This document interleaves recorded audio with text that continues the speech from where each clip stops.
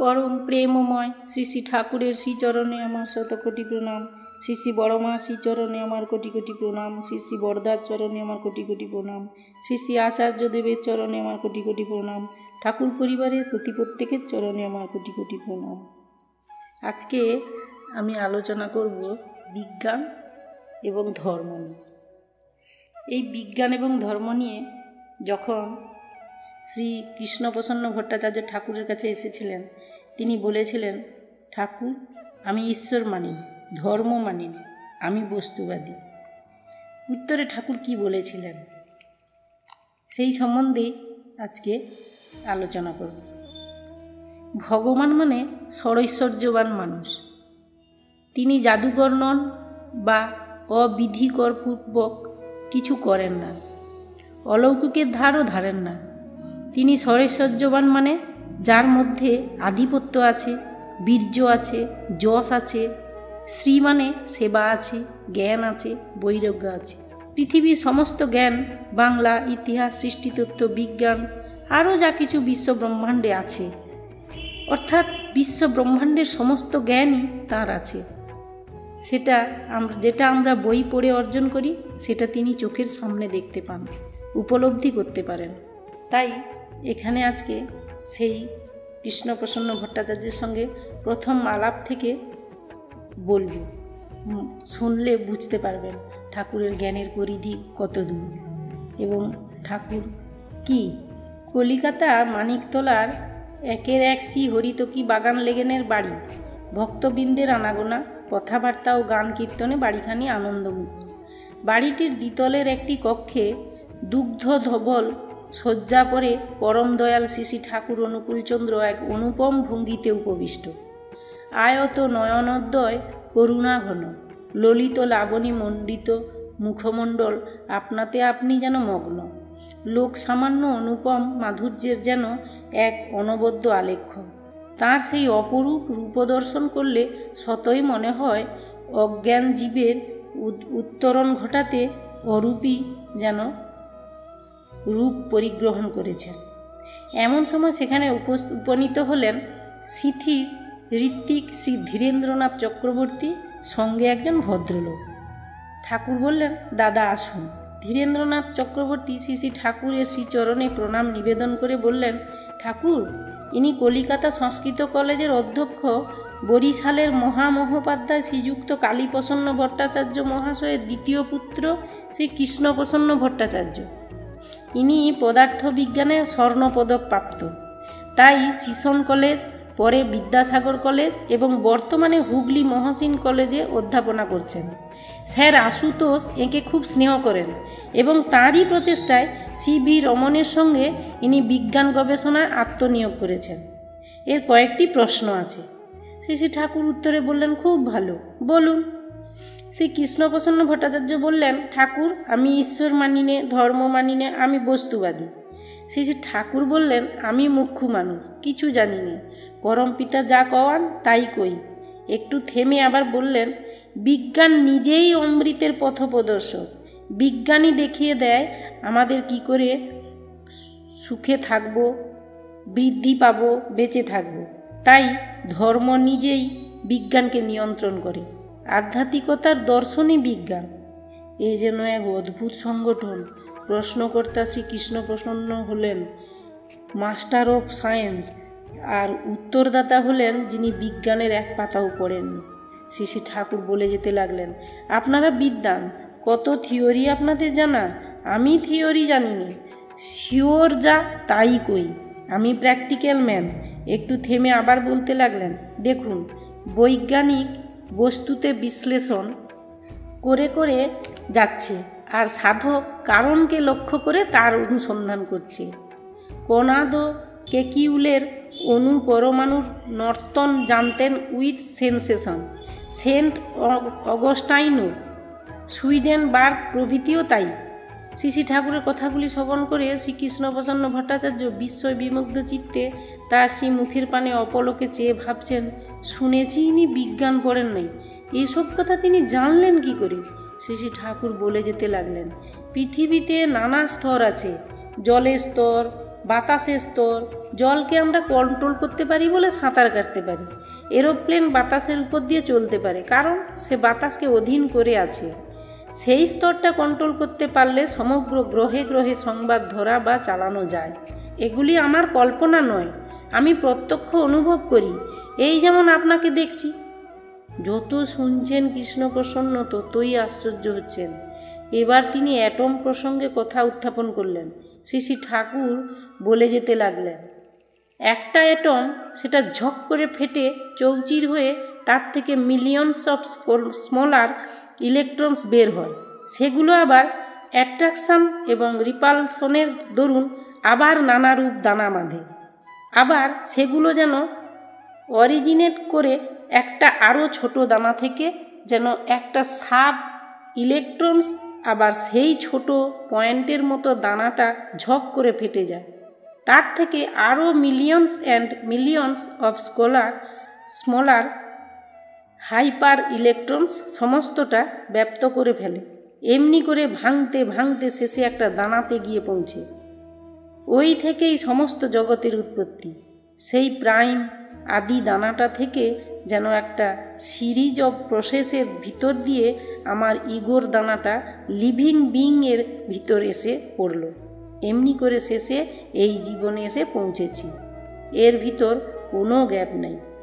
শ্রী ঠাকুরের কথাগুলি বিস্ময় বিমুগ্ধ চিত্তে শ্রবণ করে শ্রী কৃষ্ণপ্রসন্ন ভট্টাচার্য ভাবতে লাগলেন, বিজ্ঞান আজিও শিশু। এই ভারতবর্ষে অতীতে যে বিজ্ঞানের আবিষ্কার সম্ভব হয়েছিল, আজকের বিজ্ঞান এখনও তা করতে পারেনি। কত সূক্ষ্মাতি সূক্ষ্ম জিনিস পড়ে আছে, আজ বিজ্ঞানের চোখে তা ধরা পড়েনি। কৃষ্ণপ্রসন্ন ভট্টাচার্য বললেন, বৈজ্ঞানিকরা এখনও যা আবিষ্কার করতে পারেন নাই, আপনি তা কি করে বলছেন? শ্রী ঠাকুর মৃদু হাস্যে বললেন, ভগবত প্রদত্ত এই চোখ, লেন্স, এতে সবই ধরা পড়ে বলেই নিজেই নিজের চোখের দিকে অঙ্গুলি নির্দেশ করে দেখালেন। একটু থেমে আবার বললেন, চেষ্টা করলে আপনিও পারেন। এটা অলৌকিক নয়। বিজ্ঞানসম্মত নামজপ যদি বিধিসম্মত করা যায়, তাহলে নামের তাপে ব্রেন সেলসগুলি প্রস্ফুটিত হয়ে ওঠে, বিকশিত হয়, ডেভেলপ করে, অ্যাক্টিভ হয়, সূক্ষ্ম সাড়াপ্রবণ হয়ে ওঠে। তখন যত সূক্ষ্ম হোক না কেন, এই চোখেই ধরা পড়ে।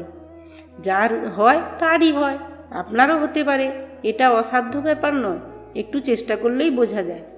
বিজ্ঞান প্রসঙ্গে শ্রী ঠাকুরের সঙ্গে শ্রী কৃষ্ণপ্রসন্নের আরও অনেক আলোচনা হলো। বিজ্ঞান গবেষণা করতে গিয়ে তিনি যেসব সমস্যার সম্মুখীন হয়েছিলেন, তার এক একটি করে গিঁট যেন খুলতে লাগলো। তিনি তখন ভাবছেন, এর কাছে যদি না আসতাম তাহলে যে অজানাই রয়ে যেত। এখন মনে হচ্ছে আরও আগে এলে ভালো হতো। যখন ধীরেন বাবুর মুখে শুনেছিলাম, একটা প্রবন্ধ পড়েছে জেনেছিলাম, হায় তখন এলেই ভালো হতো। শুভ কাজে বিলম্ব করা ঠিক হয়নি। ইনি দেখছি না পড়েই প্রবীণ। বিজ্ঞান পড়ে আমি যা শিখেছি, এর কাছে সবই যেন মূল্যহীন, অকিঞ্চিৎকর মনে হচ্ছে। ঠাকুরের কাছে শিক্ষার দেখছি অনেক আছে। পদার্থ বিজ্ঞানে স্বর্ণপদক প্রাপ্ত কৃষ্ণপ্রসন্ন ভট্টাচার্য আজ যেন ছাত্র বনে গেছেন, অথচ শ্রী ঠাকুরের লেখাপড়া তেমন কিছু জানেন না। বিজ্ঞান তো পড়েন নাই, অথচ তিনি যেসব উক্তি করছেন তা সবই তাঁর বাস্তব বোধ ও দর্শনের কথা, অনুভূতির কথা। সর্বজ্ঞ পুরুষ ছাড়া এসব কি করে? শ্রীকৃষ্ণপ্রসন্ন দেখছেন, আরও আশ্চর্য হচ্ছেন। কোনো প্রশ্নের উত্তর দিতে দেখছি কোনোরূপ চিন্তা করা লাগে না। যে কোনো বিষয়ের প্রশ্ন করলে যখনই প্রশ্ন তখনই উত্তর। তার চোখের সম্মুখে বিশ্ব রহস্যের এক নতুন দুয়ার যেন উদ্ঘাটিত হলো। অনেক প্রশ্নেরই হলো মীমাংসা, পেলেন সহজ সমাধান। ভক্তবৃন্দের নিকট তিনি অকপটে স্বীকার করলেন, ঠাকুরের মতো এমন অদ্ভুত বিজ্ঞানবিদ আমি আর দেখিনি। ইনি যেন বিজ্ঞানের অতল জলধি, যার পরিমাপ করা যায় না। প্রসন্ন মনে গৃহে গমন করলেন। কিন্তু তার একই হলো, শয়নে স্বপনে নিদ্রায় জাগরণে যেন শ্রী ঠাকুরের সেই সর্বজ্ঞ আনন্দময় মুখখানি অহরহ মনে পড়ছে। প্রেম প্রীতি ভরা নয়নের ইশারায় তিনি যেন আমায় ডাকছেন। কিছুতেই যে তাকে ভুলে থাকতে পারছি না, এমনই সুতীব্রতার সেই আকর্ষণ। বিজ্ঞান সমস্যার সমাধানের সঙ্গে সঙ্গে যে কৃষ্ণপ্রসন্ন ভট্টাচার্য ঈশ্বর মানতেন না, ধর্ম মানতেন না, সেই তিনিই ঠাকুরের প্রেমে আজ আকৃষ্ট হয়ে পড়েছেন। শ্রী শ্রী ঠাকুর যেন তার সমস্ত সত্তাকে জুড়ে বসে আছেন। তার মনের অগোচরে ধীরে ধীরে অধ্যাত্মবাদের এক অদ্ভুত প্রকাশ সম্ভব হলো। এমনি করে কাটলো কতগুলো দিন। শ্রী শ্রী ঠাকুর হিমায়তপুর আশ্রমে চলে গেলেন। আবার কবে আসবেন সেই চিন্তায় কৃষ্ণপ্রসন্ন দিনাতিপাত করতে লাগলেন। অকস্মাৎ একদিন তিনি সংবাদ পেলেন উক্ত ঋত্বিক ধীরেন্দ্রনাথ চক্রবর্তীর নিকট যে শ্রী শ্রী ঠাকুর কলিকাতায় শুভাগমন করেছেন। সুযোগ পেয়ে শ্রীকৃষ্ণপ্রসন্ন শ্রী শ্রী ঠাকুরের শ্রীচরণে উপনীত হয়ে সৎ নামে দীক্ষা গ্রহণ করলেন। শ্রী শ্রী ঠাকুরের আদেশে অনন্ত মহারাজ তার সৎ নাম দীক্ষা প্রদান করলেন। ভারতের বিশিষ্ট বিজ্ঞানবিদ ডক্টর সি.ভি. রমনের সঙ্গে গবেষণা কার্যে রত ছিলেন কৃষ্ণপ্রসন্ন ভট্টাচার্য। শ্রী শ্রী ঠাকুরের সহিত আলাপ আলোচনা করে এবং তাঁর প্রদত্ত সৎ দীক্ষা গ্রহণ করার পর তিনি একদা সি.ভি. রমনের নিকট উপনীত হয়ে বললেন, আমি একজন লোকের সংস্পর্শে এসেছি যার ইউনিভার্সিটির বিদ্যা বলতে কিচ্ছুই নেই, অথচ আমি যা জানি বিজ্ঞান সম্বন্ধে তা অপেক্ষাও তাঁর জ্ঞান আরও গভীর। আর শুধু পদার্থবিজ্ঞান সম্বন্ধে জ্ঞান নয়, আমি তার সাথে আলাপ করে দেখেছি তিনি প্রত্যেক বিষয়ে জ্ঞানের চরম সীমায় পৌঁছেছেন। যে গবেষণা করলে এরূপ জ্ঞানের অধিকারী হওয়া যায়, সেই গবেষণায় কি সেও নয়? ডক্টর রমন তখন তাকে বললেন, তুমি যদি এই সিদ্ধান্তই গ্রহণ করে থাকো এবং সেরূপ গবেষণা করতেই মনস্থ করে থাকো, তাহলে আমি তোমাকে বাধা দিতে পারি না। এর কিছুদিন পরই কৃষ্ণপ্রসন্ন ভট্টাচার্য মহাশয় একদিন সস্ত্রী পাবনা সৎসঙ্গে এসে উপনীত হলেন এবং শ্রী শ্রী ঠাকুরের জীবন বৃদ্ধিত আদর্শে আশ্রম কর্মী রূপে তিনি নিজেকে উৎসর্গ করে ধন্য হলেন।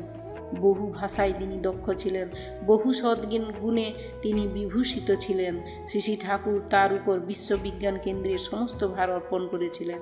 পরবর্তীকালে তিনি হয়েছিলেন সৎসঙ্গের প্রেসিডেন্ট ও ঋত্বিকাচার্য। তাই শ্রী শ্রী ঠাকুর হচ্ছেন স্বয়ং ভগবান। এই ভগবান যখন মানুষ হয়ে আসেন তখন মানুষ কি করতে পারে তাই তিনি দেখান।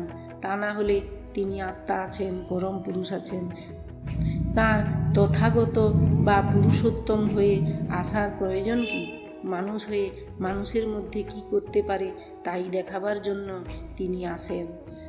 আমারে ঈশ্বর ভাবে আপনারে হীন, তার প্রেমে কবু আমি না হই অধীন, তিনি বললেন। তিনি আসেন যাতে তার পথ অনুসরণ করে চলতে পারি আমরা। সন্তান কখনো পিতা নয়, কিন্তু সন্তানের মধ্যে পিতার সম্পদ থাকে প্রত্যেকের বৈশিষ্ট্য অনুযায়ী। আজকের এই আলোচনায় আমি শ্রী শ্রী ঠাকুরের বিজ্ঞান ও ধর্ম সম্বন্ধে যে আলোচনা হয়েছিল সেই আলোচনায় তুলে ধরলাম। আর একটা কথা, আপনারা অনেকেই নানা রকম কমেন্ট করে থাকেন, নানা রকমের ঠাকুর বাড়ির সম্বন্ধে, ঠাকুরের সম্বন্ধে। প্রত্যেকটা যে গল্পগুলো আমি বলি তার প্রত্যেকটা গল্পে কত শিক্ষার আছে, কত জানার আছে এবং কত শত মানুষ তার নিজের কত কিছুর সমাধান পায়। দয়া করে এই সমস্ত কমেন্ট করবেন না। আর আপনারা নিজেরাও বরং ঠাকুরের সম্বন্ধে জানুন, ঠাকুরের দীক্ষা নিন, ঠাকুরের সৎ নামে দীক্ষা নিয়ে নিজের জীবন সুন্দর করুন এবং অন্যের জীবন সুন্দর করুন। এই বলে আজকে আমি এখানেই বলা শেষ করছি। জয় গুরু সবাই।